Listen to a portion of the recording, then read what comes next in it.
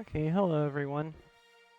Today we are going to be doing a 100% walkthrough of Trainee Island and going over all of the basics of the game.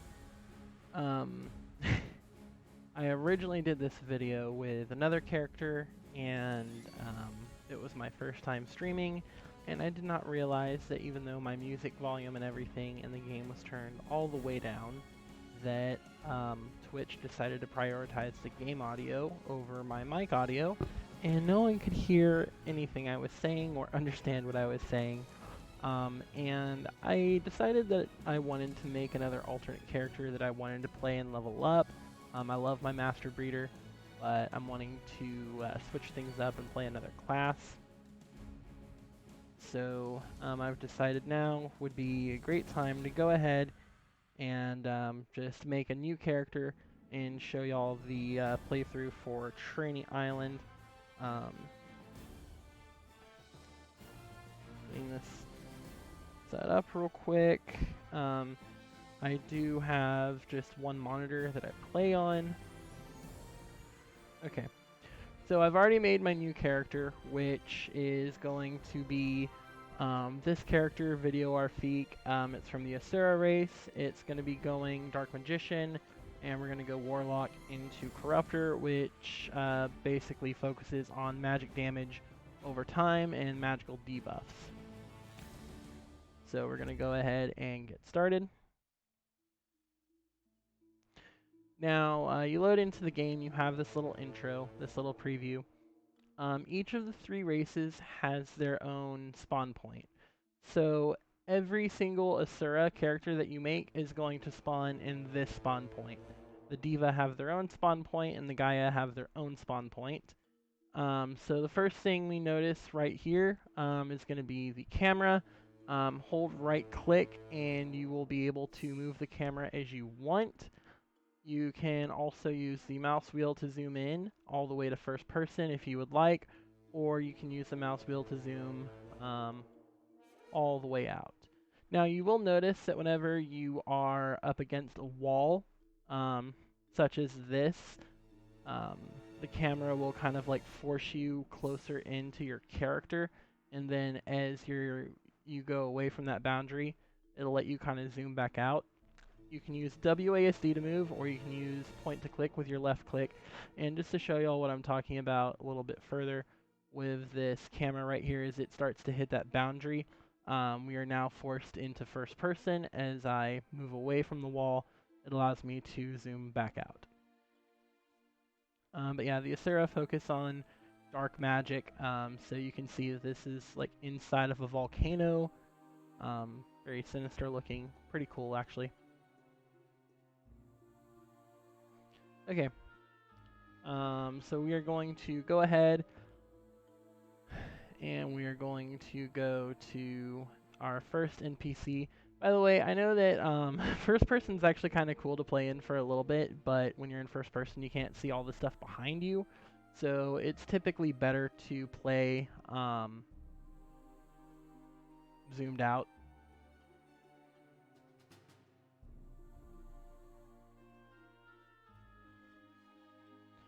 Okay. Now this NPC right here, I want to focus on this. Has this red exclamation point. That means that they have an active quest for you. Camera is hitting that barrier and it's forcing me into closer. So anytime that they have yellow text, that is going to be the quest. And here's the quest information. They'll give you a little bit of story of why they want you to do what they want you to do. And then you can go to the last page and it tells you what you need to do. I need to kill 3 monsters called young opids. Here's the reward. When you complete the quest, you're going to get this as a reward, and this also has chosen rewards. Not only do I get the reward, I get to choose one of these rewards, which these are going to be like your first weapons. Not really that important, but your weapons will be important later on. Also, if you look over here to the right, you see EXP, JP, R, and BP. So when you complete quests and when you kill monsters and do certain actions, you will get these. Now, EXP is your experience. Pretty standard in games. Experience helps you level up. You start at level 1, and you try to get as high level as you can. JP stands for job points, and job points are used to be able to purchase your skills. R is rupees, and that is your in-game gold. And BP is a special currency that you get from completing quests and also from successfully completing the Ursa Caverns. I will be doing a separate video on that. But essentially, you gather enough BP, and there is a merchant that will sell you special items that you can only get from that merchant. And yeah, you can just save up your BP for a while. Okay, we're going to go and accept the quest. If I press Q, I can go ahead and open up my quest menu. And you will see that these monsters, let's zoom in to first person, have this little red kind of marker on them. That means that that is a monster I need for a quest. So we are going to go ahead and kill these monsters. Actually, real quick, you can see I have all my skill bars here. You have a maximum of 8 skill bars.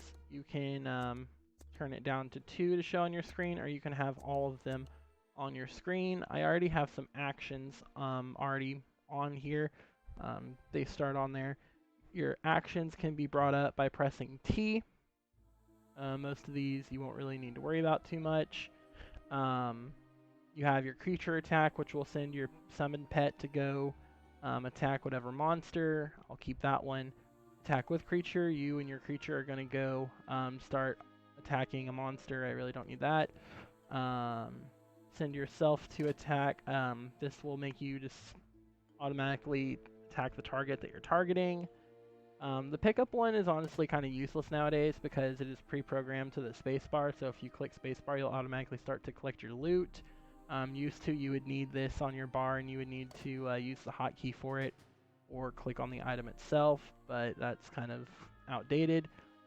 Same thing with this one. To sit down, stand up. When you sit down, you recover your health and your mana more quickly.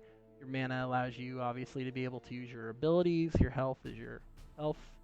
You can click it to stand up. You can also just type in chat /sit, and you can do the command. Used to, you would have to also then follow it up by /stand to stand up. But they've made it now to where if you start moving, it'll just automatically make you stand up. I don't know. I kind of prefer the old way of just typing /sit. I don't really need that on my skill bar.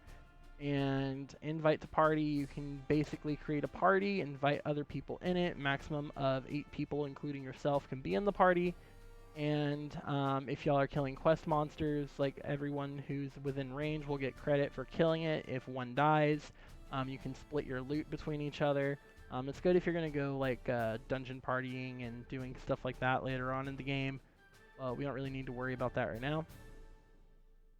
And also, I can change the, like this is 1 through the equal sign. I can change all of these and put whatever keys I want to be on them.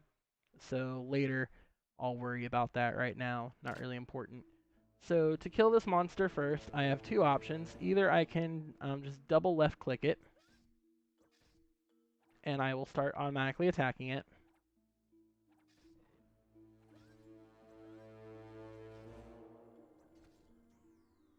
Okay, now when I killed it, it drops loot. I can press spacebar, and I can collect the first thing it dropped, or I can just click on the item itself to collect it. You'll end up getting later in the game a couple of they're called deco pets, and they'll just automatically collect your stuff for you. You can buy those off people, or you can buy them in the cash shop. But yeah. The other way to do this is I can press 1 since I have my attack on there, and if there is a monster within range, I will automatically walk on to that monster and start attacking it. I have to go a little bit closer for it to actually work. There is a max distance for it.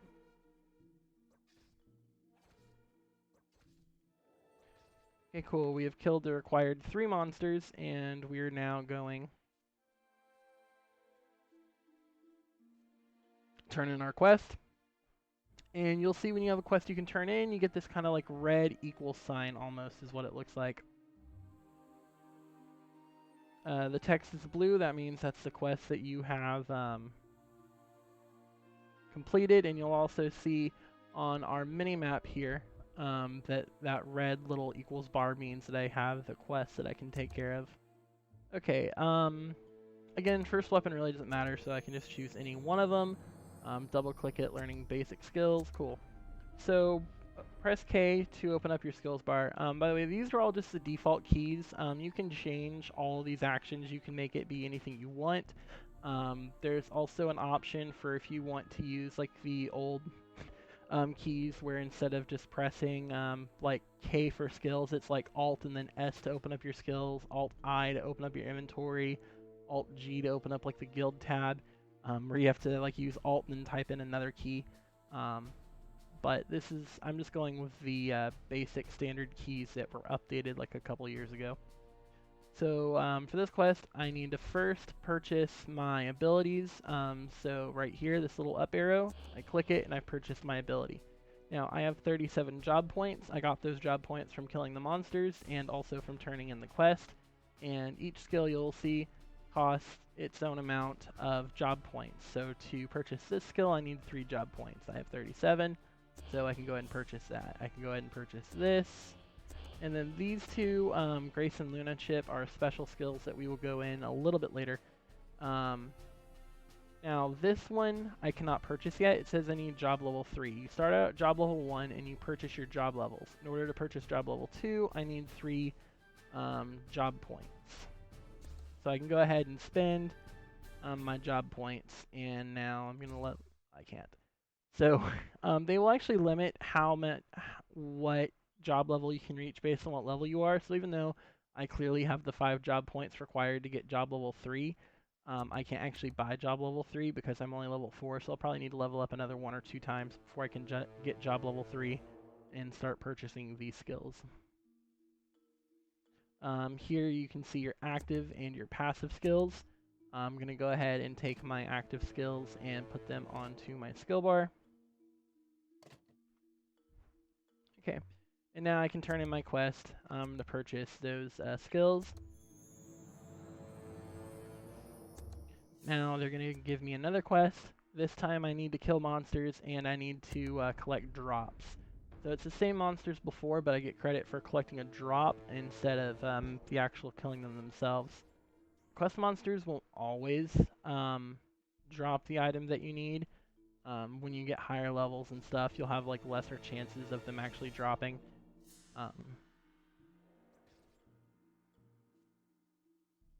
But there we go, 3 for 3.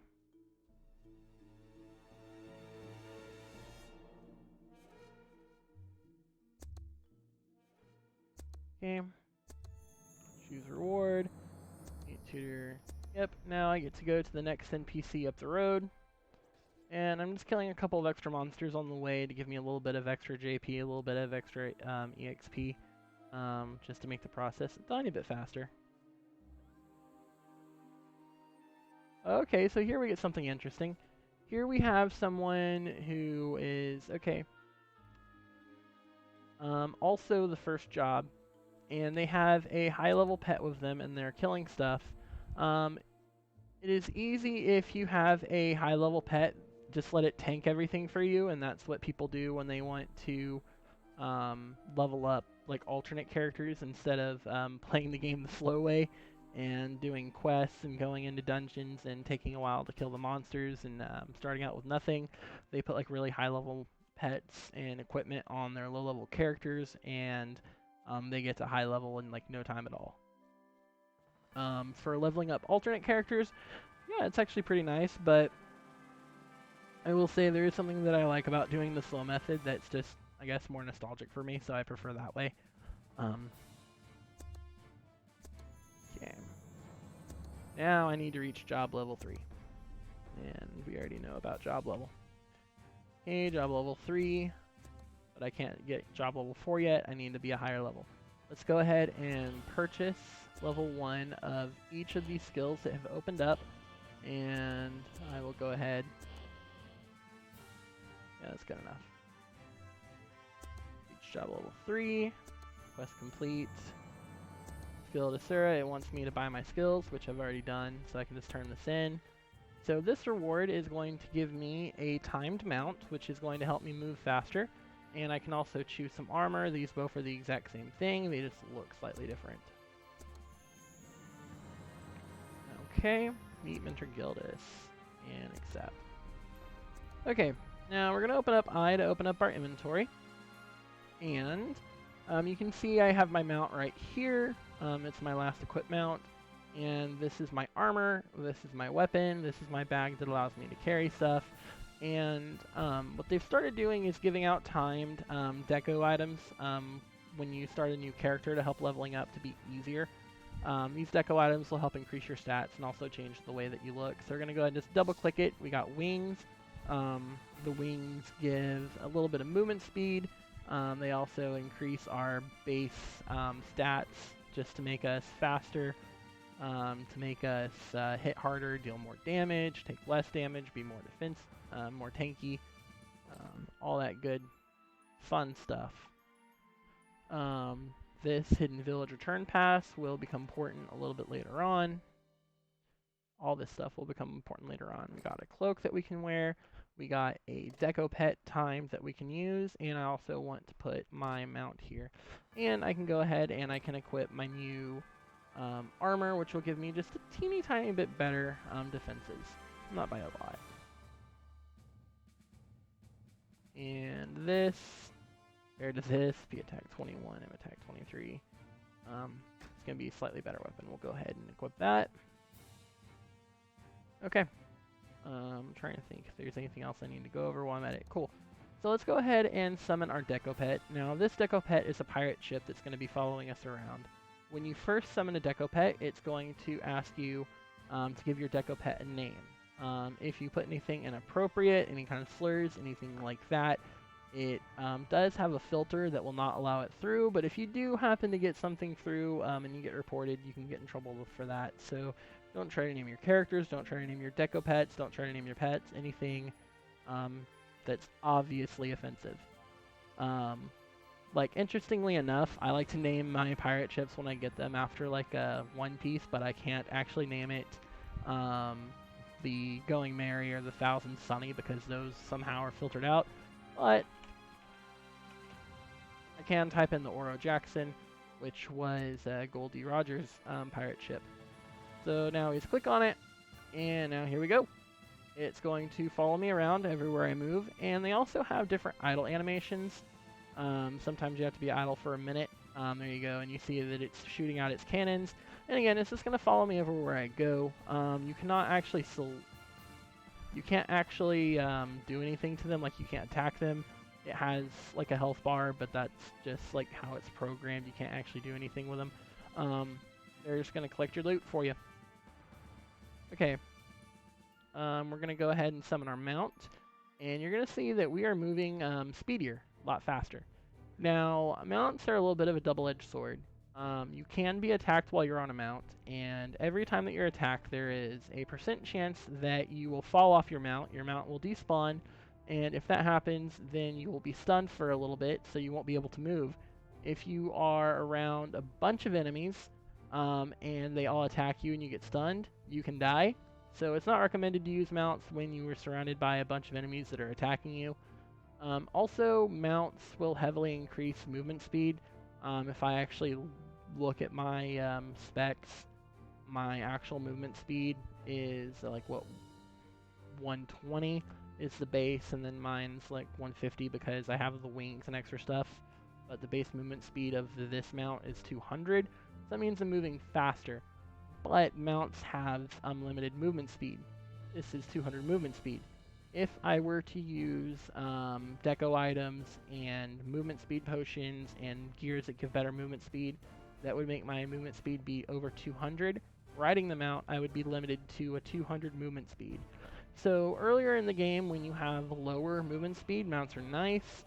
But later in the game, when you already have more movement speed than a mount has, they're actually kind of just useless, but fun fact. Okay, So we're going to go ahead and complete this quest. I'll go over that quest reward in here in just a minute, because we are going to now accept a quest. 2 quests. So we're going to go talk to the lac trader, and we're going to learn about lac and chaos stones and all that fun stuff. Now, when you kill monsters, they will typically drop items, and there is basically this purple ethereal charge that they can drop that will be absorbed by you and go into your chaos stone. We need to equip it right here. And you can level up your chaos stones so they can store more of what's called lac. That's the purple ethereal stuff. And you go to the lac traders and you trade lac for items called Luna chips. Now, Luna chips are important because they power your skill, the Luna chip skill, which I showed y'all just a little bit earlier. Basically, the Luna chip skill will use a set amount of Luna chips based on the level of your Luna chip skill and the level of the monster that you are trying to use it on. And it will apply a debuff that will make that monster take 100% increased damage from all sources for 10 seconds. So it makes killing monsters way faster, way easier. Especially if you're trying to kill dungeon bosses and stuff like that. You need it. So that's a way that you can get Luna chips for free, is just by farming and trading the lac for these Luna chips. Now, if you already have enough chips, if you have more than you really need, which can happen, then you can always go in and trade it for rupees, which is your in-game gold. And then there's a special place called the Hidden Village, which we have a pass to that is timed for 30 days, where you can actually also use the special Hidden Village lac trader to instead trade your lac for buffs that will increase your stats temporarily. So it's good for being able to go out and farm. The Hidden Village is also nice because they have basically you have player buffs, and like all the different classes have their own buffs in the game, and there's an NPC where you can use a very small amount of money, very minuscule amount of money, to purchase all those buffs and be buffed. Now, they will be max level, but they won't have max enchantments on them. So there are basically, once you get higher level in the game, you can pay other players who have like max level skills with like max skill cards and like max enchantment levels and stuff like that to buff you, and their buffs will be a lot better. But this is just a nice cheap way to be able to constantly have all those buffs. It makes farming and playing the game a lot faster, a lot easier. But I will be showing you all the Hidden Village another time. Now all we have to do to collect the lac is basically just go kill a monster and get lac. But first, I want to come over here because I know that there's going to be some other quests that I'm going to be given. And I like to just go around and collect all my quests and then try and complete as many of them at the same time as I can. It's more efficient that way. I have to select a reward. And then I think it's like every 10 levels, or every so many levels, you get more free stuff. A lot of it's timed, or it's bound to your character so you can't sell it. But it's just to help make the leveling up process go a little bit easier for you. So I need to kill 3 longtail opids, and I need to collect 1 lac.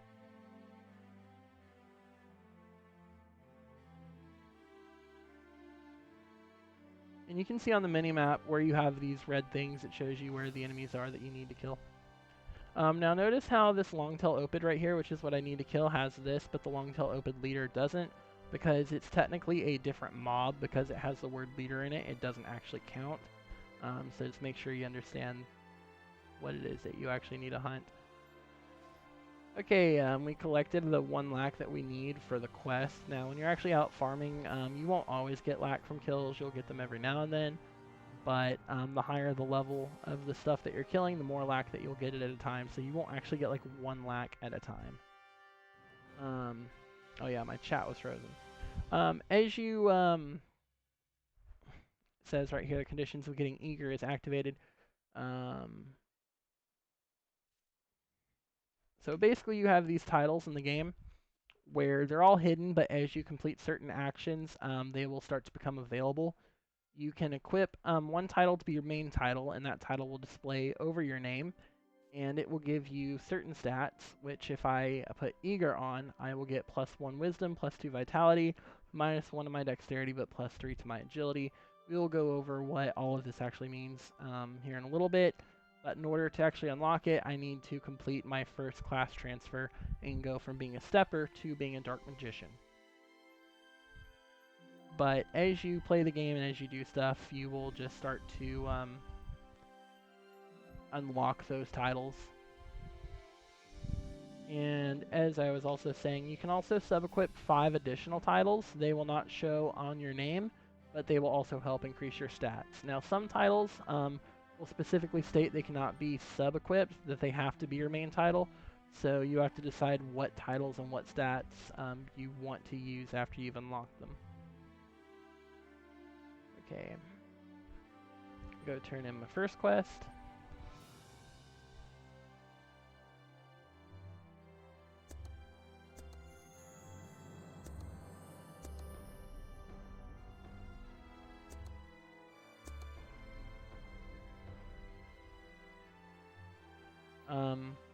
The Blessing of the Gods, Trainee Island, that's the last quest you turn in. You have to complete all the other quests on Trainee Island to be able to turn that one in. It's a new thing they added here back like a handful of years ago. At least it wasn't a thing back when I started playing forever ago. Trade our first lack, and we're going to get some Luna Chips as a reward, plus EXP, JP, Rupees, and BP, which is, again, a special currency for completing quests. Okay, they want us to go report to Mentor Gildas, and now I've gotten Lack Trader. So if I want to use Lack Trader, I have to exchange over 5,000 Lack with the Lack Trader. Okay, let's go ahead and turn in my quest. And now we're going to learn about how you upgrade items. So once you have an item that is actually equipped, like I have my Dirk level 1 equipped, you can go to a blacksmith and you can pay them a fee and they will upgrade it so that it does slightly more damage. Honestly, other than just the fact that you need to complete the quest, leveling up your like lower gears, like your first gears, isn't really worth it. It's gonna be until you're a little bit later into the game where you're going to want to level up your gears. You're gonna want to enchant them.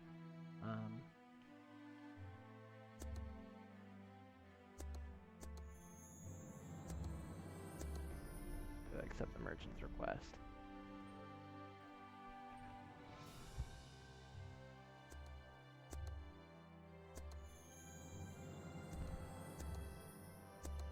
Okay. Now I have, let's see, I need to go and collect these Herbs of Eternal Youth, which are going to be out here in the field. Oh, also, I'm going to go ahead and zoom out. I typically like to keep my map zoomed out just so I can see all the area that I'm running through. And you can see that since I have my quest thing open, all these little red dots right here, that shows where I need to collect these Herbs of Eternal Youth. You cannot do it while you're on a mount, so let's get off my mount and just double click it. There we go. Takes just a moment, and I've collected 1. Move to the next one. I need 5 of these.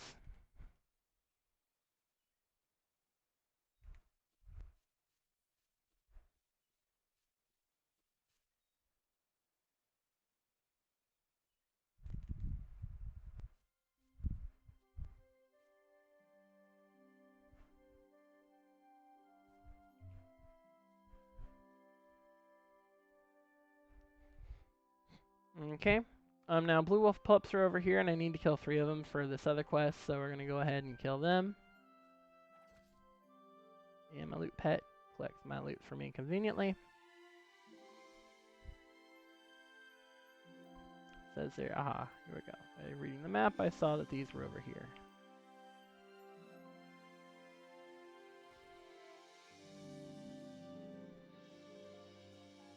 Here, all around.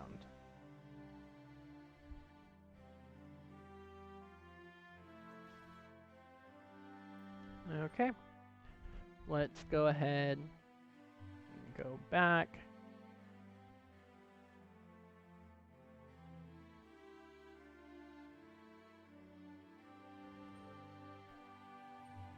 And we're going to turn in the one to the merchant.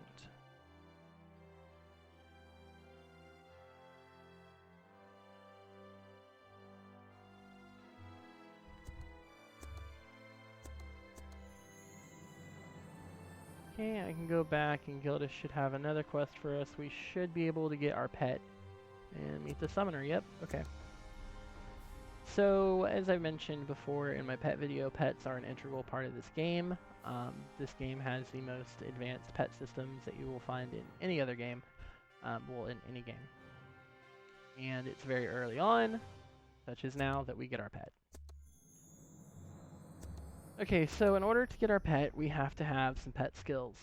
Now, the first one we have to have is creature controls, which allows us to even be able to put a creature in our formation. I need to job level up so that I can buy the other skills. I have to have the skill to summon my creature, to recall my summoned creature, and I need to job level up again. Creature taming, so I can tame a creature, and creature mastery increases your summon pet's attack, defense, HP regen, makes them better, makes them stronger. And while I'm at it, I'm just going to go ahead and buy my other skills because I can.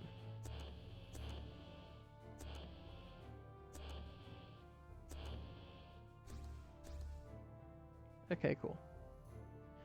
Now we are going to want to go ahead and put these onto our skill bar. So summon creature, recall creature, and tame creature I'm going to go ahead and put here. Okay.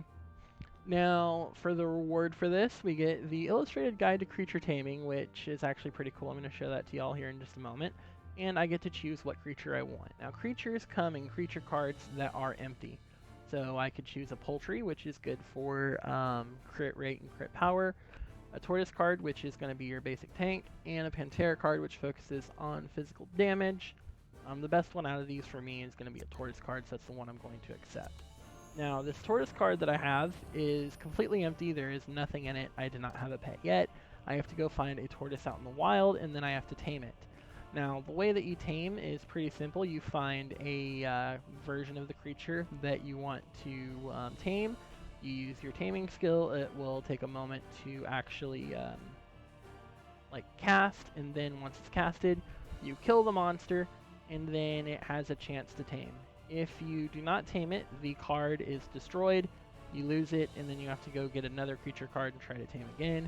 And if it's successful, you get the creature card back, and it will be tamed at level 1. Now, this thing is actually pretty cool. They just go through and illustrate and tell you with like a little story about creature taming, like the same thing I just told y'all.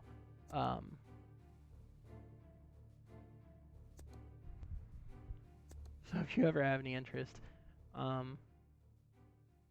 you can read through this. It's kind of cool. Okay. Report to Gildas.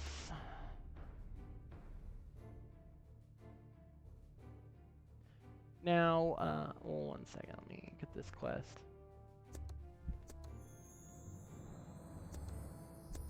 Now, as mentioned in my pet video, there are different tiers of pets. So the first one is the tier 1. That's your just normal. There's like 6 or 7 tiers of pets, something like that. And each tier has its own base tame rate. And then you can affect those tame rates by your taming level, by getting gears that increase your taming level, by having certain decorative equipment that increases your taming chances, by having skill cards that increase your taming. So the base rate for the tier 1 pets is 26.5% chance that it will tame, which is kind of low, but that's with just the level 1 taming. If you, I think the max level, if you have like all of the buffs, all of the gear, all of the extra equipment, all that fun stuff, is like level 30 with like a plus 10 skill card with like an additional like plus 3 to 5% chance on top of that. But don't worry about that until later in the game. Okay, so if I click on this, this is a turtle, this is a tortoise, and when I see right here, it says the tortoise card is needed, and it's a basic monster. This tells you the monster's rarity and what kind of card is needed to tame it. Mostly everything in the game now is tameable. Few exceptions. but mostly everything in the game now is tameable between the classic pet system, which this is, and the soul pet system that we will go over in another video. I mean, I already went over it kind of in general in the pet video, but I'll go over soul pets at some point in the future. Anyways, let's go ahead and click creature taming, and now I just have to kill it and see if I'm successful. Okay. 26.5% chance success rate, and I got it on first try. Y'all see I got the Tortoise Tamer title. There is a title for every monster in the game that you can tame. So if you want to be a completionist, then you have to tame one of every single monster in the game. Oh yeah, I got novice level all races. On this one, you have to have one character from each of the races, and you have to learn all their basic skills. Since I have that, every time that I make a new character and I learn the basic skills, I get novice of all races, and this gives me a couple of stats. Tortoise Tamer, Intelligence and Wisdom. I'm going to go ahead and I want to equip my Tortoise Tamer title, and I'm going to sub-equip my novice of all races. I get the full stats from both. It's just Tortoise Tamer on top versus instead of saying novice of all races. Neither of these two have the restriction that they have to be the main title, so it doesn't really make a difference. Okay, so now I have my pet. We're going to press Y, and that's going to open up my creature formation. Since I already had the thing on my skill bar, I can just click it from here. Otherwise, I guess it discarded it. Okay, cool. We're going to put that there. Now let's go ahead and summon our pet. Okay. Now, whereas I have job points, and every time I kill a monster, I get job points, and I purchase my skills using a certain amount of job points, your pet starts out with 1 job point at level 1 and gets 1 job point at every level. Your skills, for the most part, are going to cost 1 job point. So you can put it wherever you want. And then every so many levels, you will unlock a new active or passive skill for your pet. Right now, I'm just going to save up my my 1. Also, pets have 2 names. This one is Inno Roopers. Depending on what pet it is, there's basically 2 databases of names. And all it does is it takes a random name generator from the first list and random name generator from the second list, puts them together, and this is the name of the pet. And then different pets and different pet types will have different random names in the random name generator. Some of them will share this, some of the same names, but in general, different pets should be getting mostly different names. Okay, so now we're going to head up here. There's going to be another NPC, the Trainee Island, that's going to give us another quest we're going to complete that will also allow us to simultaneously complete the Integra's Word's Glory.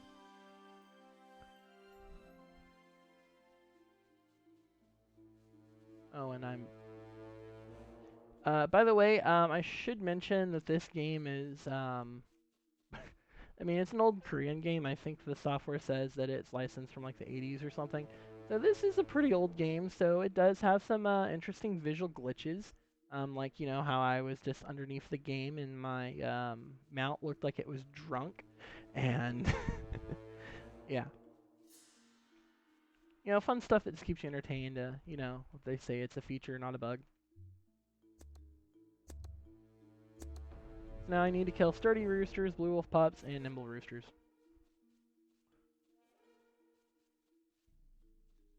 Now, while my pet is summoned, it's going to get experience based off the amount of experience that I get, which means that if I'm higher level than my pet, like I'm level 12 and it's level 1, at first it's going to start out leveling slow, but as it starts to get closer to your level, it's going to actually gain experience faster and faster until it catches up to you.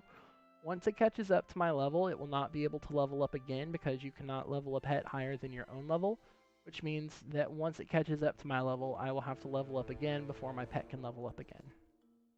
But again, it gains experience based off the experience you gain. It typically doesn't gain the full amount, it gains like a fraction of the amount.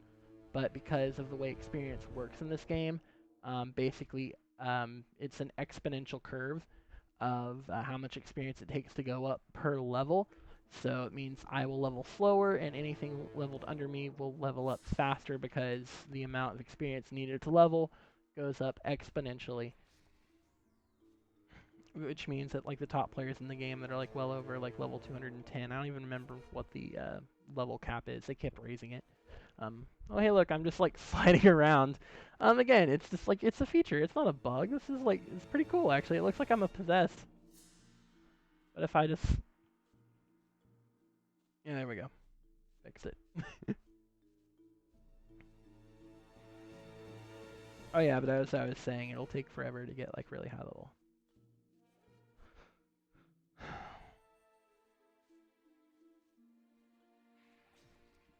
And you can see that this tortoise is leveling up like crazy. It's like every kill, every other kill, it's been leveling up, catching up to my level.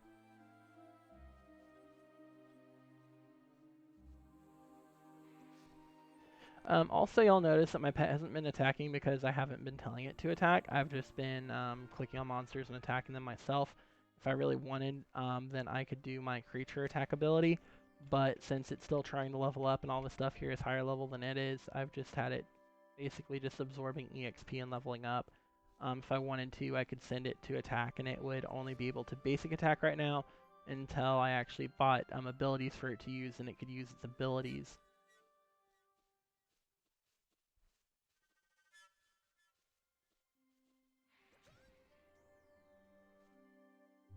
Okay, that is both of those quests completed. Let's go ahead and get on our mount.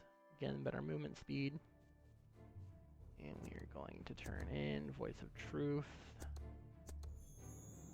And that's the only quest that he gives us. We're going to go back and turn in the other quest. And then we're going to talk to the job supporter, who is going to conveniently port us a little bit further north where we need to go so we don't have to run there.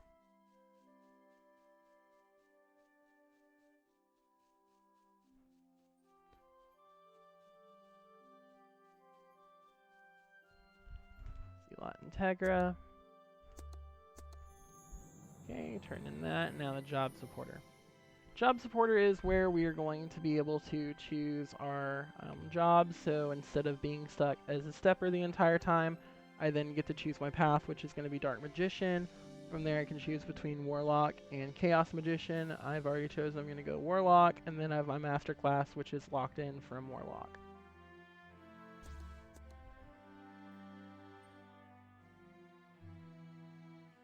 Class transfer test. Accept. Now also, the requirements for being able to choose your class are going to be locked behind sometimes getting to a certain level or completing a certain quest.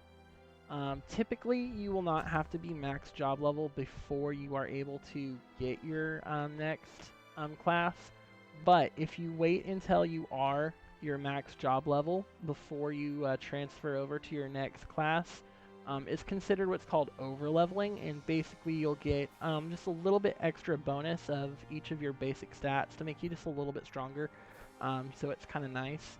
Same thing happens with your pets when you go to evolve them. Right now this is in its like a basic evolution, but when I go to evolve it to its like mid-evo, if I hold off and get it to its max level, which is 60 instead of level 50, then it will get better stats for over leveling it. But we'll go over that a little bit more at another time. Okay, so turn in quest, catch Anathema. Now Anathema is technically like the first boss that you're gonna fight in this game. I use the term boss loosely. There's like dungeon bosses, and then there's like dungeon like sub bosses, mini bosses, and then there's like field bosses out in the field that will be higher level than everything else. I would say this is like a field like mini boss. Captain Fedora is going to give us a quest to go to Namaslavia, which is like the first technical dungeon in the game. We won't really care about that until later, but I like to just get all my quests, collect them. Okay, so I'm going to go ahead and send my pet to attack this other creature and just let it do my stuff for me. You can see since I haven't purchased any of its skills, it's just using its basic attack, which is just pushing its head. Oh. Yeah, I accidentally selected the other monster and told it to kill that. Here we go. I want it to kill this quest monster. And you can see that my loot pet went over there to collect the item. It'll only collect within a certain range, but it's like a decent enough range. Then there is a cash shop item that you can purchase that will increase that collection range and also increase your maximum weight so you can carry more items.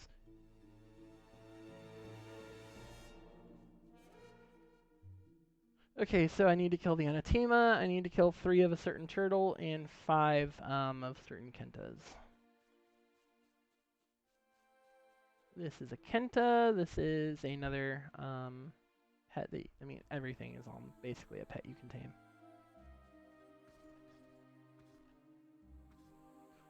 And if I wanted to, I could also be attacking these monsters and make it be like a lot faster. I'm just lazy and don't want to get off my mount.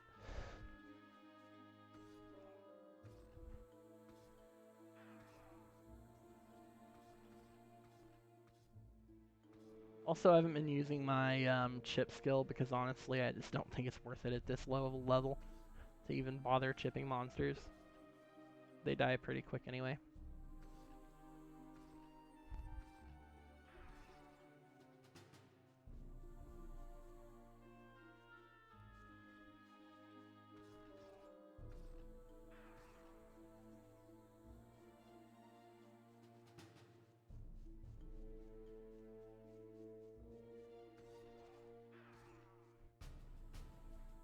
Okay, now I just need to kill the Rocky Mountain Anathema, which they typically spawn over here.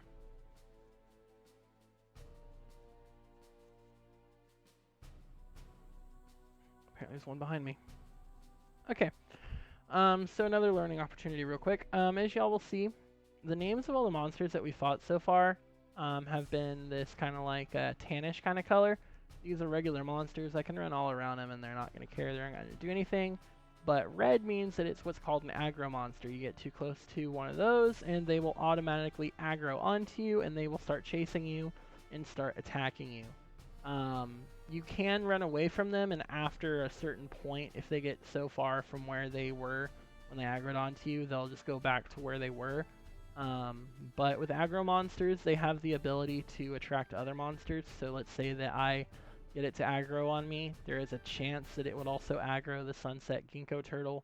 And if I run over here to these monsters and it chases me over here, there's the chance that any of these monsters might also aggro onto me. So it's not guaranteed to happen, but if they were aggro monsters or if it were more densely populated, more than likely instead of attracting just that one monster, I would attract an entire group of monsters to start coming after me.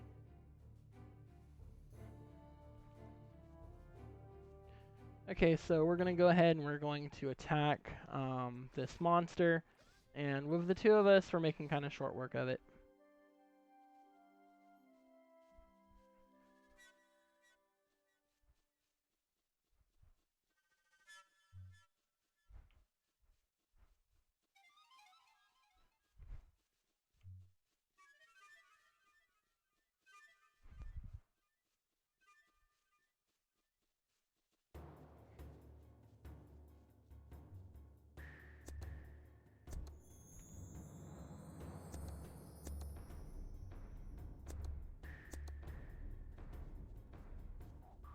Now at this point, if I wanted to, I could go back, I could get my next job, and I could leave Trainee Island, but we're going to 100% this.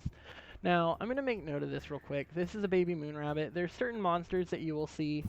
These are actually deco pets that you can purchase, but in the game, this is just a non-attackable monster. If I try to like send my pet in or do anything to it, it's just not going to do anything. These exist. I mean, botters are still a problem, but basically way back in the day, bots would be everywhere trying to farm and get stuff and then sell in-game currency for like real money. And there was a lot of scammers that were taking advantage of that and taking people's money and not giving them anything.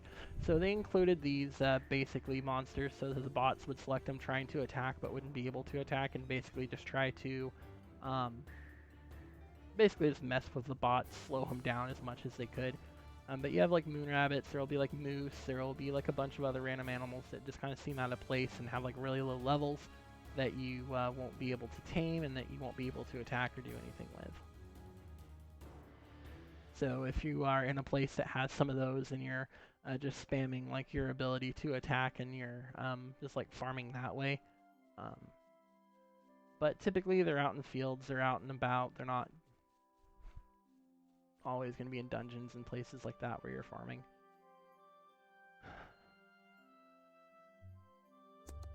Okay, we're going to go ahead and select the board.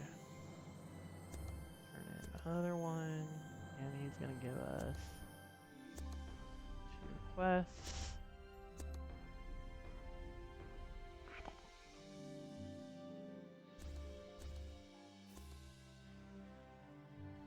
Okay.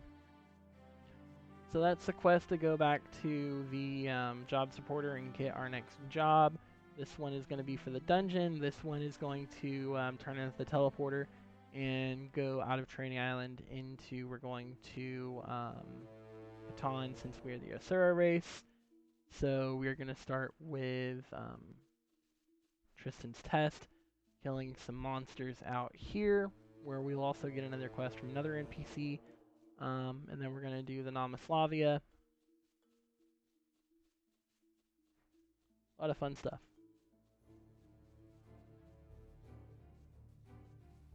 And again, I could go back and get my job and then come back out here, but I would rather wait until I get to the max job level first so you can get those little extra stats. I'm not entirely sure the actual number of stats that you get, but every little bit helps.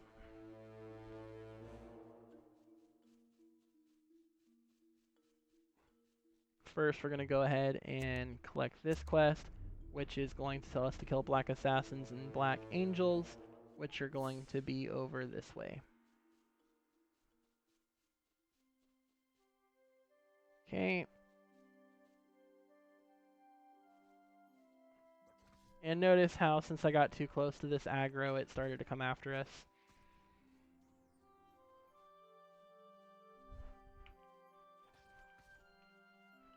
And now I'm just spamming my 1 and 2 keys and I'm just automatically locking on to monsters. And having me and my pet go after him.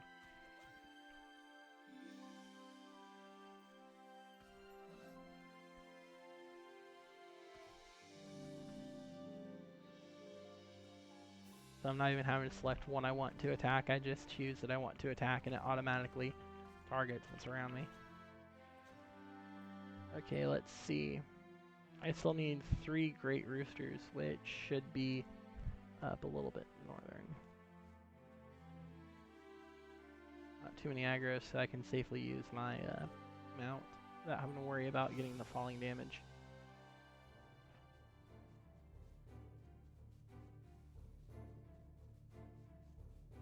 Great roosters. Not great for so long. That's 1 of 3. 2 of 3. And 3 of 3. Here we go.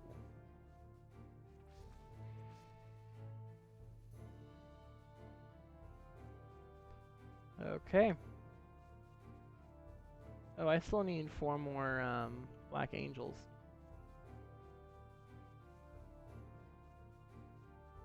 I overlooked that. Black angels are the aggro. This one, we're gonna run into this one in the way anyway. 2. 3. 4 and off to fight these other monsters too.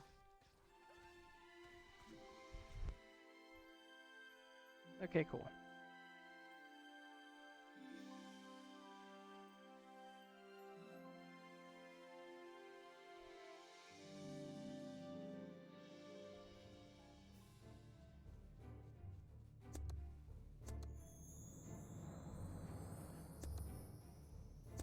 Okay. Now we are going to go fight, technically, since he's not in a dungeon, he's a field boss, but kind of like a dungeon miniature boss anyway. Baron Madius. You're just going up and around.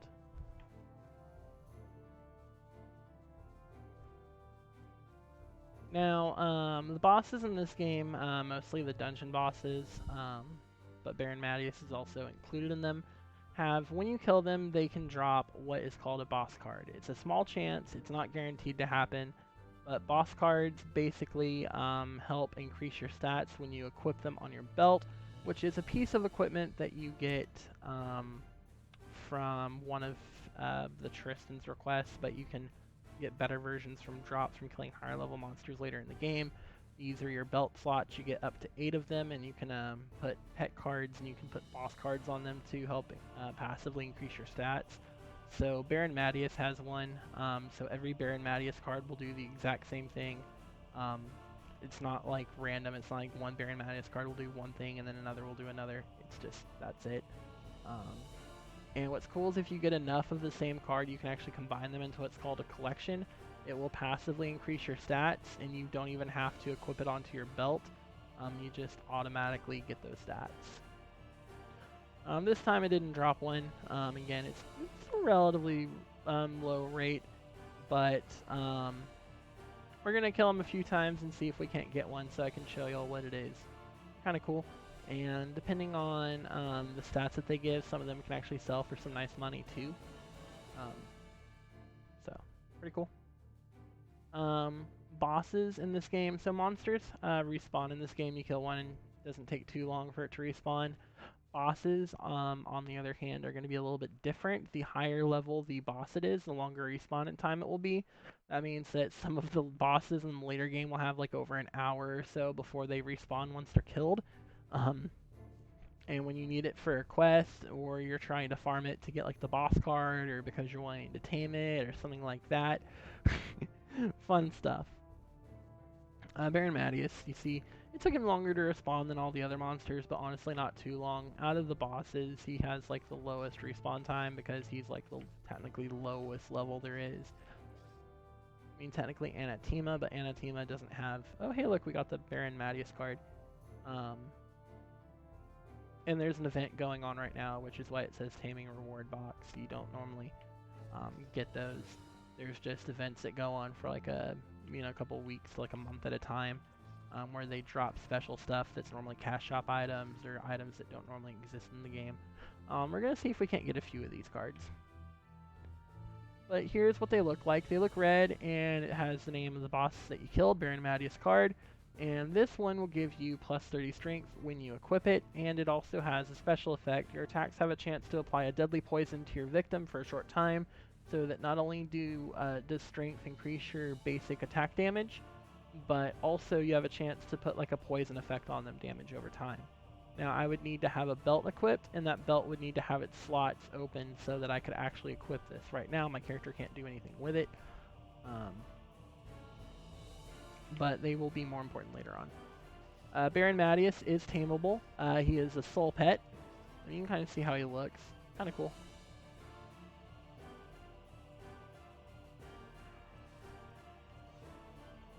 And honestly, why not be farming and killing all these other monsters while I'm at it?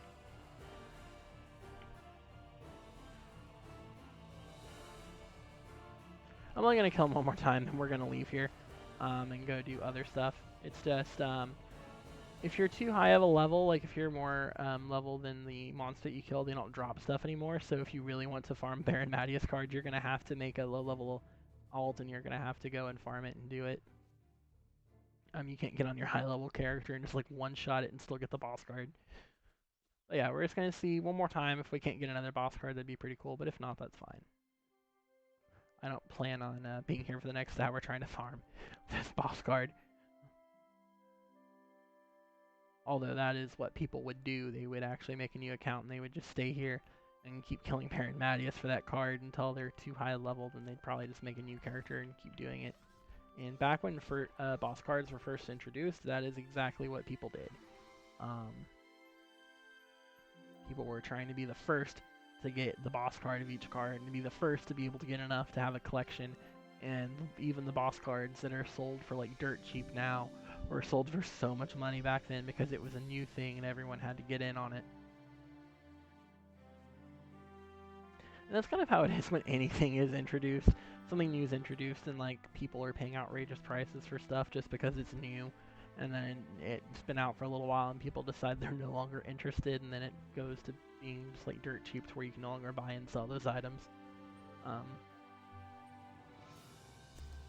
it's all about riding the hype train.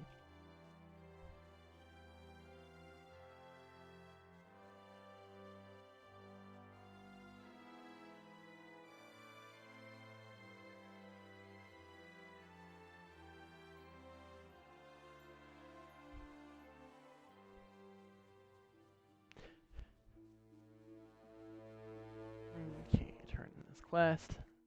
Now this quest gives us another time deco pet. This is the Trainee's Love Heart. Now, random fun fact for you.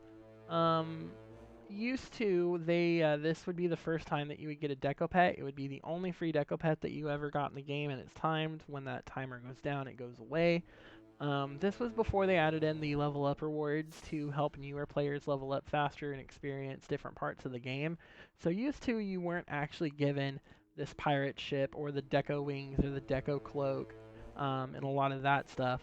So I already have a deco pet, but usually this would be the only one that you get for free. And just so y'all can see what this one looks like, the pirate ship is one of the original. There's like only a handful of like the original deco pets. The pirate ship is one of like the oldest ones. The Trainee Loveheart is also one of like the original ones.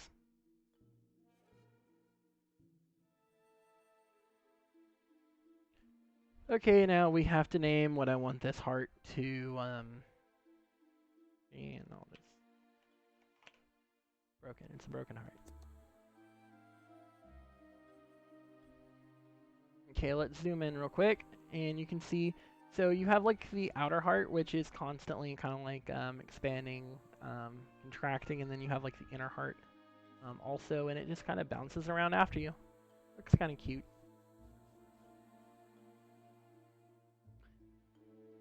I know that like on Valentine's Day, these things would go on sale for cheap in the cash shop, and they'd be like, "Hey, buy your significant other this like a heart loot pet." Of course, all the ones in the cash shop are permanent versions. Same thing with like the moon rabbits. They come in different colors, and there's like a bunch of different loot pets in the game. They all do the same thing. But if you like to collect them, like personally, I like to collect some of the rarer ones, some of the older ones that you can't even buy in the cash shop anymore. I don't collect all the ones that aren't available, but there's some that I think are pretty cool. And on my main, where I make, where I actually make my money, I like to have a few different of like the rare ones. There's one I have that came from a login event where the only way to do it was you had to play every day during like the month that the event logged on went. You had to log in for like an hour every day, and if you made it every day, then they gave out like a loot pet that was exclusive to that. Um, they've had a few like that.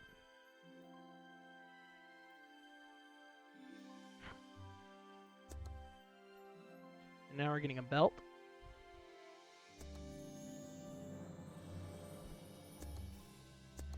Now the belt, I believe, is limit level 20.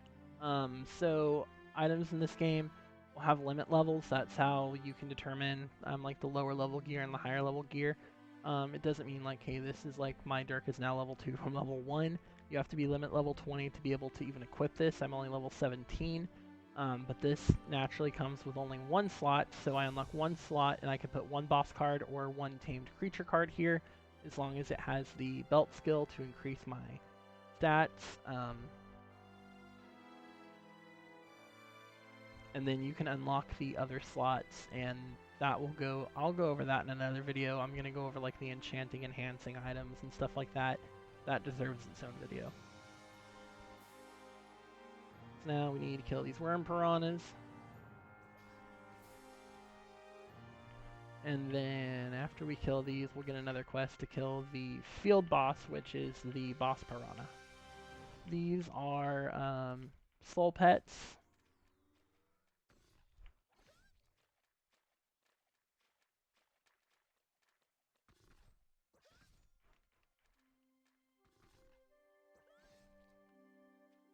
Okay, and that covers that quest.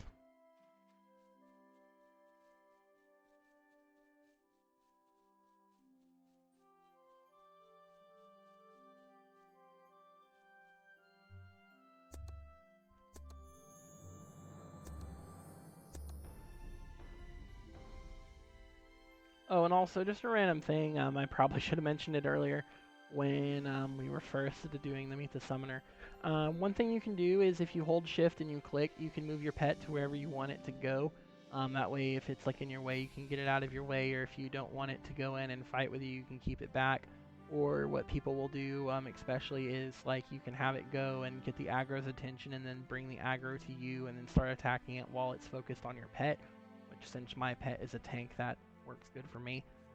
You can press, by the way, you press escape 3 times and your pet comes running back to you. If you have multiple pets in your formation, this is only going to be for pet classes, by the way, and you have both of them summoned. The one that you currently have selected or highlighted is the only one that will come running back to you when you press escape 3 times. So if I had 2 pets, I could use shift to make both of them move, and then whichever one is selected, press escape, that one will come back to me. Click the other one, press escape 3 times, that one will come back to me.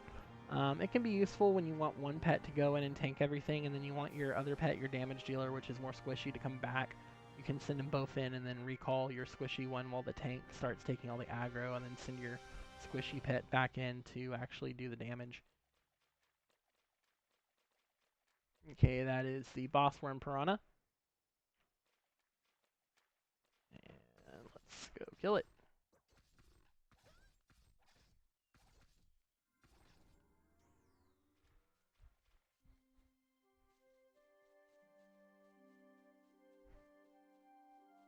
Oh yeah, by running by that aggro monster, I got it to aggro on me, but let's see, I think this is out of its range anyway, which means that after it gets so far, it'll just go back to where it was and it won't bother me. This one doesn't have a guaranteed reward, it just allows me to choose any one of these 3. Oh no, it actually followed me here. So I'm just going to have my turtle go ahead and dispense of it for me.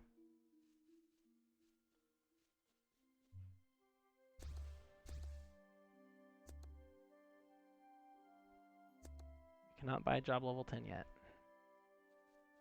That's fine.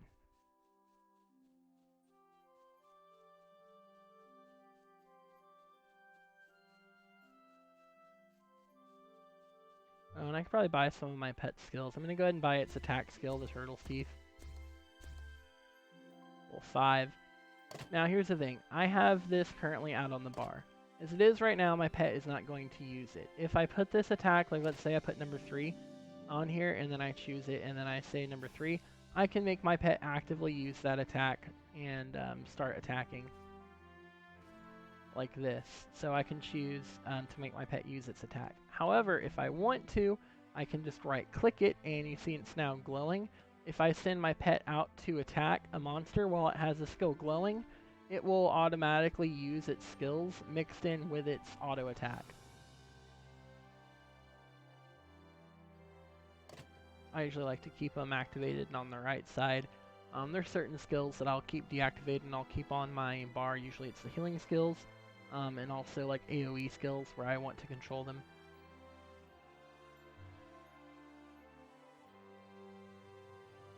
Okay, so now we're going to, by the way, I have some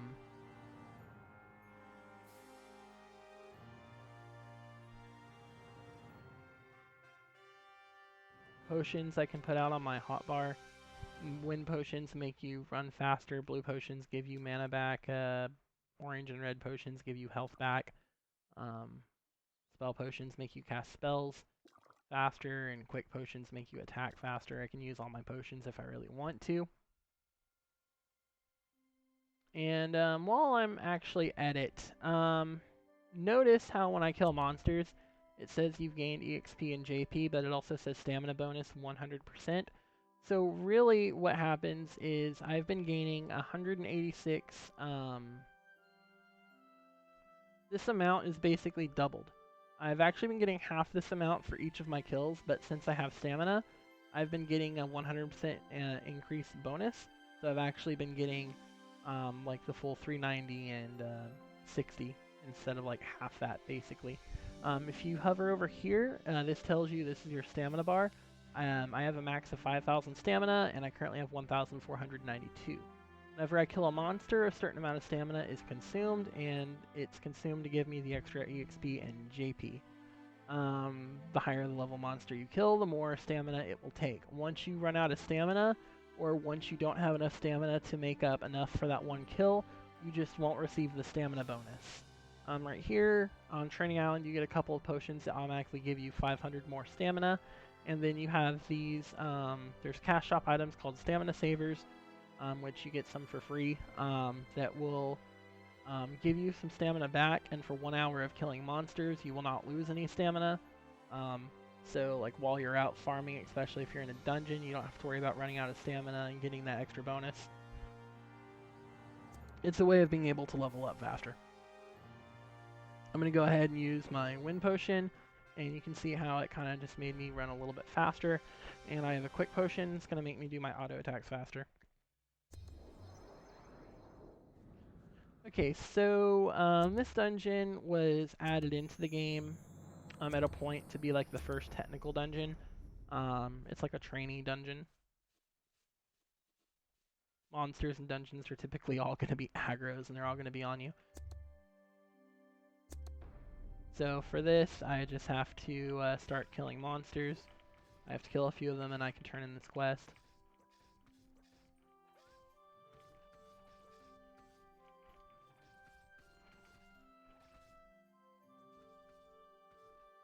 Oh, also, when you have your pet's abilities activated, if they're going to use their skill on an enemy, but that enemy dies before the skill goes off, what will typically happen is the pet will automatically target another target to use that skill on.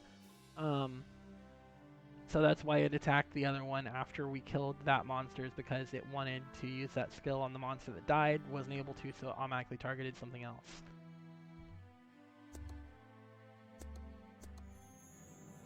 Some people choose to keep all the skills deactivated and use them manually in order to avoid that at higher levels, so that they don't take any extra aggro that they really don't want to. As I said, this game is incredibly old, and it does have some visual glitches, like how when you first load into the ship, the inside of the ship, the texture is actually gone, and you just see this like dark box that you're in. That'll be fixed in the next room.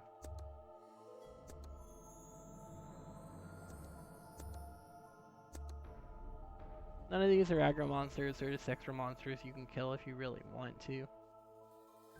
And this is just like the inside of the deck of the ship, and now you can see the textures reapplied. And most NPCs will have like extra options to be able to talk to them and get like a little bit of story. There's only a few quest lines in the game that like are like really heavily story driven or really important. Most of them you can play the game without needing to know or care about the story, but if you do care about the story, then you can go through the different dialogue options on all the NPCs and read all the stuff that they have to say.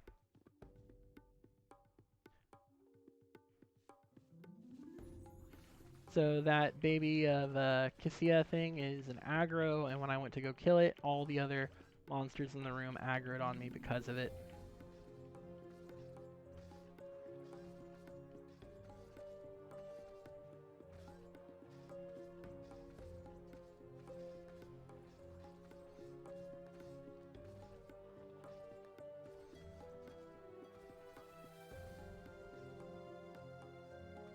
Which I don't even need to be killing these monsters anymore because I've already killed the one that I need for my quest. Okay.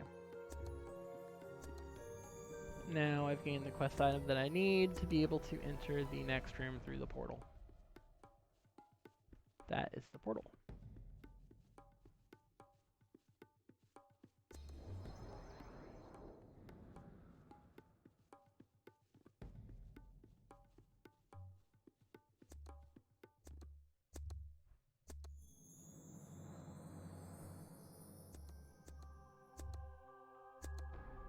Okay, so for this quest, I need to make a pendant made out of 6 pieces that will unlock that portal so that I can go into the final room. So we're going to go through these 6 portals, and we're going to collect the quest items. So in this room, we're going to talk to this mysterious girl. Now, just to give you all a basic recap of what you've learned in the game so far, essentially, the story of the game is that there was this witch who tried to destroy the world, so she was burned at the stake and she was killed by the hero Hector.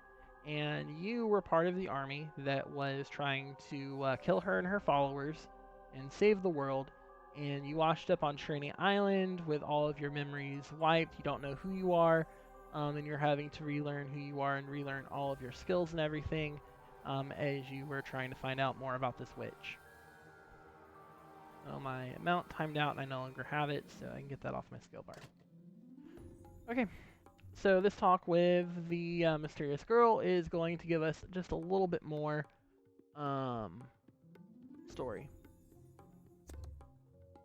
So we ask how she got here, and she's saying how Brighton sent an army to cleanse the ship, and it failed because the ship was overturned by a curse that turned everyone into zombies. And we're gonna ask, do you know about the witch's curse? And she's saying, did you see the witch curse this ship? Have you ever even seen this witch? And you're like, well, no. And she's like, oh, well, you're just a sheeple. You believe anything you're told. You're a mindless sheep. Well, we're going to keep pestering her. What do you know about the witch? And if you say, fine, I don't like you either, then it just ends the dialogue and you just go back through what you said. So we're going to say the right option. What do you want to tell me? And she is, oh, yeah, there is something that I want to tell you. Well, tell me your story. And she says that there's someone else who's trying to distort the truth and hide the truth, and that the story that you've been told about the witch who was burned at the stake was a lie, and that there is no witch, and she doesn't know about the curse on the ship, but you need to go out and find the information on your own, and you say understand, and then she gives you a piece of the pendant. Fun stuff. Okay. Next room. Now this room we're going to be searching the corpses of the dead sailors and inspecting their belongings.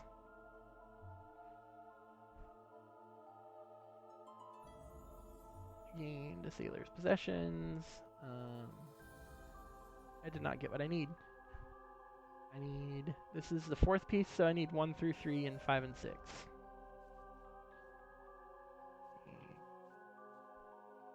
Let's search this dead guy. Search, search, search. I like how the hands, if y'all are watching that motion, that is searching the corpse. Hey, look, I got the 5th piece. We got the piece out of this room. Let's go ahead and move on. Now, although I think you can actually, because the pieces are randomized, you could technically get all the pieces out of one room if you really wanted to. I don't know, I've always just preferred to go ahead and go through all of the rooms so you can see the different scenery. In this one, you just have to kill monsters and one of them will drop it. We'll drop a piece at some point.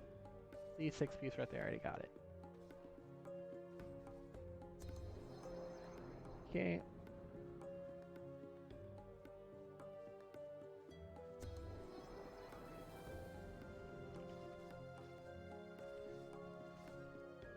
Whoa! I got most of what I need.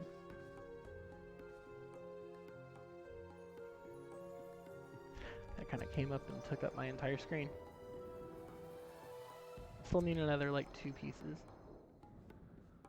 1 or 2. This one, we're searching bodies. Oh, yeah, I got multiple of the 5th piece. 4th, 5th, 6th, 3rd. So I just need piece 1 and 2. And that is piece 2. I just need piece 1.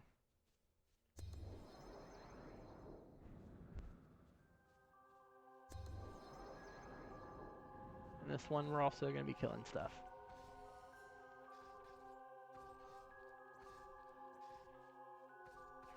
Also, when quest items drop, they'll typically be like a little red pouch, so typically you can tell whether you got it or not, quest item or not, by seeing if it shows that little red pouch on the ground.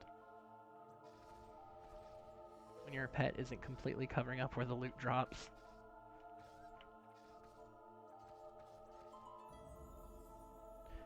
That we already have the first piece and we don't need it, so it's not allowing us to recollect it. So it's saying we don't have ownership of that item because we don't really have need for it. Fun fact, when you kill a monster and it drops loot on the ground, you are the only person that's allowed to pick it up unless there's someone else in your party, in which case party members can pick up loot. After, it's like a few minutes, I think it used to be like 5 to 7 minutes. I think they might have lowered it to just like 2 or 3 minutes. After it's been on the ground for a couple of minutes, its ownership will become neutral and anyone can collect it. So sometimes people will go farming and they'll only want like 1 or 2 certain drops, so they'll just leave everything else on the ground so it doesn't waste their inventory space. You'll be running by and just collecting all these other items that dropped on the ground that other people didn't want. Oh, I already got the first piece. Well, I didn't even realize I already got the other piece of the pennant and that I already finished the quest. That's why it's not allowing me to pick up the other piece. I feel smart right now. Okay. Okay, congrats. We now got level 20. And I get to go into... Oh, shit. Okay. So this is the dungeon boss. This is Emmanuel Raymond. He is the high priest who has been turned into an undead. And you can even tame him. He's the dungeon boss of the first dungeon, and he is a soul pet.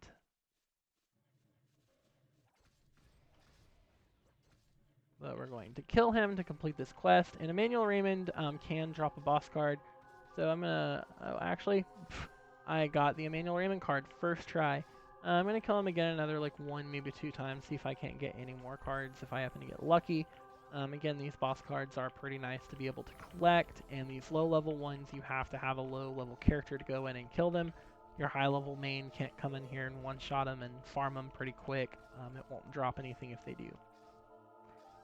Emmanuel Raymond will take about the same time as Baron Madius to respawn. He might take just a tiny bit longer, but not by much, because these early bosses only have like a minute respawn time, if even that. But meanwhile, I am collecting extra EXP, JP, and drops from all the other stuff in here.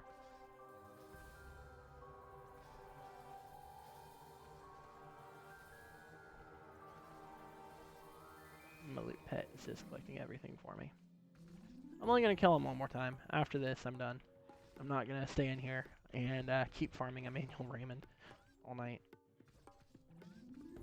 Kind of doubtful I'll get another boss card. But just in case. Nah, this is that one time I got lucky. Okay, we can go ahead and exit the ship here. Now, random fun fact for you. That little baby of Kiska was an octopus. And it is the lowest level octopus in the game. The other level octopuses are around like level 50, level 60, I think. I have this right here, a tuned magical crystal, which is what allows me to enter this warp gate. Once I no longer have this quest item, I will no longer be allowed to go through this gate. It will not let me. Back in the day, there used to be a thing where, just because they could, people would basically do this quest and not turn in the final quest so that they could keep that item, so that their high-level characters could go in, could still go into the beginner dungeon on Trainee Island, and they could tame that little level 15, level 20 octopus that was in there, instead of going and taming the slightly higher level editions that are out in the wild that anyone can tame. There was really no good reason to do that because it doesn't have a higher tame rate. It's the exact same pet. It was really just kind of a thing that people could do to say, oh, hey, look, here's the thing. But by turning it in, you're able to get your first limit level 20 weapon. And you also need to do it in order to complete every quest on Trainee Island. I will not be keeping this attuned magical crystal on this character. Oh, and the Emmanuel Raymond card, if y'all are interested, gives wisdom plus 30, and your attacks have a chance to silence your opponent for a short duration. That means that they won't be able to use any of their abilities. We're going to go ahead and turn this in. And I'm going to take the Vitality Stick since I'm going Dark Magician. that will allow us to like the best thing for magic. Okay, so we've gotten a couple of these return scrolls throughout the game. Basically, when you use your return scroll, it's going to take you to the place that you last saved as your like home location, which for us is going to be in Trainee Town. So instead of having to run there, I'm just going to port there to the teleporter. I need to turn in the quest to the teleporter, which is the spread your wings. We're right about to go to Asura Khatan. I need to go and turn in. First, I need to report to Deneb. I need to do my class transfer. Before I do that, buy job level 10. Okay, I am max job level, and I'm level 20. So now I'm going to get slight bonuses to my stats. Very slight. Okay, quest complete, and now I can go Strider, Dark Magician, or Sorcerer. Strider is going to be, we already went over the classes in the class video. But again, Warrior class, this is going to be your basic mage class, and your pet class. I want to go Dark Magician, and they're saying, are you sure? Yes. And cool, I am now a Dark Magician. You can see my emblem right here has changed. And I now have access to my first job skill tree. I need to go ahead and purchase my first row of abilities.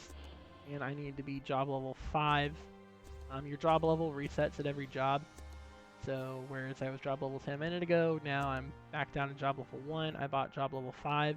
I've now unlocked these other skills. And I'm going to go ahead and start purchasing my skills. These two are spam skills. They have really low cooldowns. They have like a 0.8 second cooldown, so you effectively will do 1 or 2 of your higher cooldown skills, and you'll just keep going back and forth between these for your main damage on the Dark Magician. I'll focus on my skills here in just a minute, actually.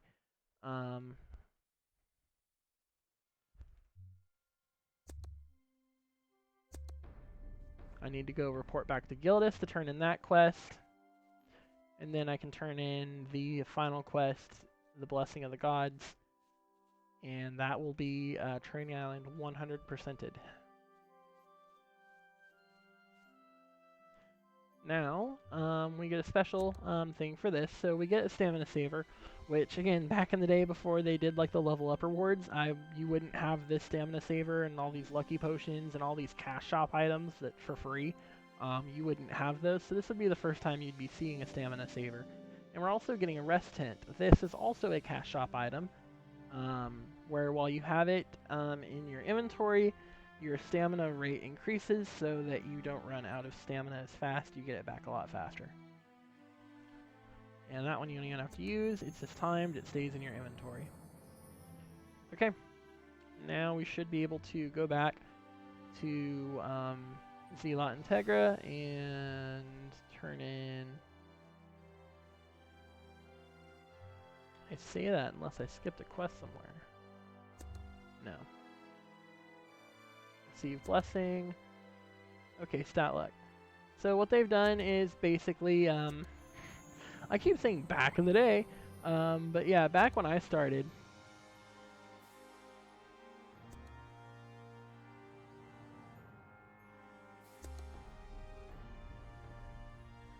they didn't have that quest.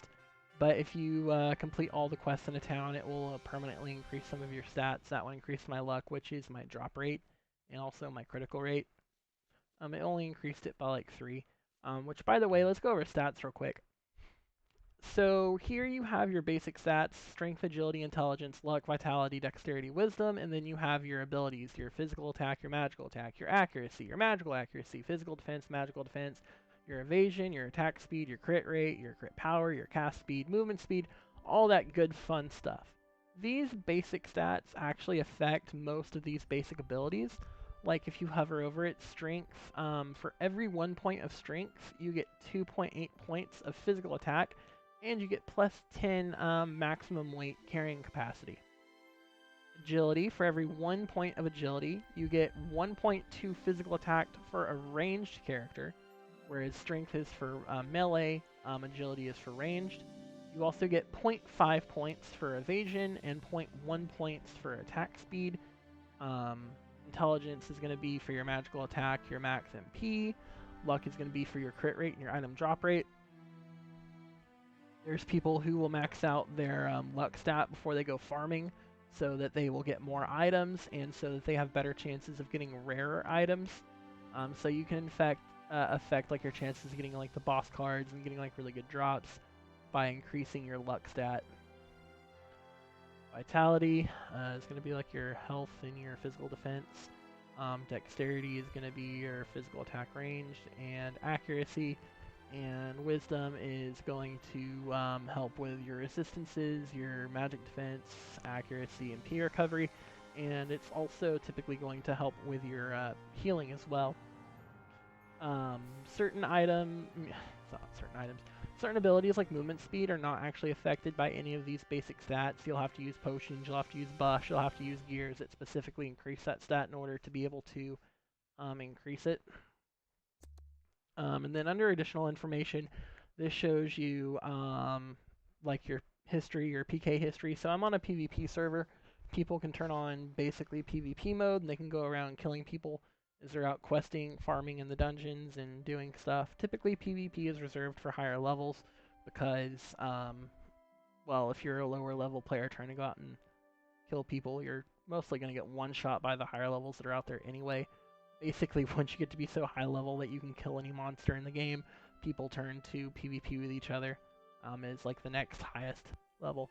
But this also shows you like an arena where they have like death matches and people can go in there and try to see who's the best, where you can like earn arena points to buy certain special items.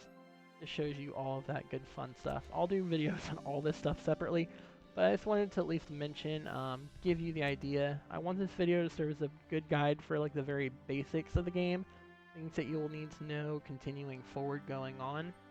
So to end this video, let's go ahead and get out of Trainee Island. The teleporter you go to in Trainee Island is only going to allow you to go to your hometown, which basically, since I am the Asura race, is Catan. If I were a Gaia, that would be Horizon. And if I were a Diva, that would be Laxi. They each have their own theme, they each have their own music. I love the music to this place, by the way, to Catan. Now all I have to do is I can choose this teleporter, and I can say set my return point to here, so whenever I use a return scroll, I can come back here. Now, typically what you're going to do is you're going to go to Horizon because that's where the second dungeon in the game is. It's the level 20 dungeon. You're just going to go farm that dungeon until you go to the third dungeon, and you're just going to farm the dungeons. It's the quickest way to be able to level up, and you're going to ignore the quests in the towns. Now, if you want to do it the old way, which is to do the quests in the towns, it's going to take you a lot longer. But you are definitely free to do all of the town quests and get those extra titles, get those extra stats. And then later in the game, there will be certain quests that you have to go out and do in order to continue leveling and continue your progress. But yeah, that is it for my Trainee Island walkthrough video. By the way, while we're at it, that little pink thing right there is called a Snoobie, and that is also a... Seriously? I was going to show y'all, that was one of the deco pets I told y'all about earlier that you only got through a login event where you couldn't even buy it, so you had to log in like every day for the month of this event, and the people who did were given that deco pet, so there's only so many of them in existence. But the person that had it just like ran off while I was trying. Log out and log back in? I don't know. I feel like I'm being trolled right now, and... Okay, that is the end of this video. Again, this is going to be uploaded to YouTube also, so on there, if y'all have any questions, comments, anything, feel free to let me know, and I'll go over anything that I need to.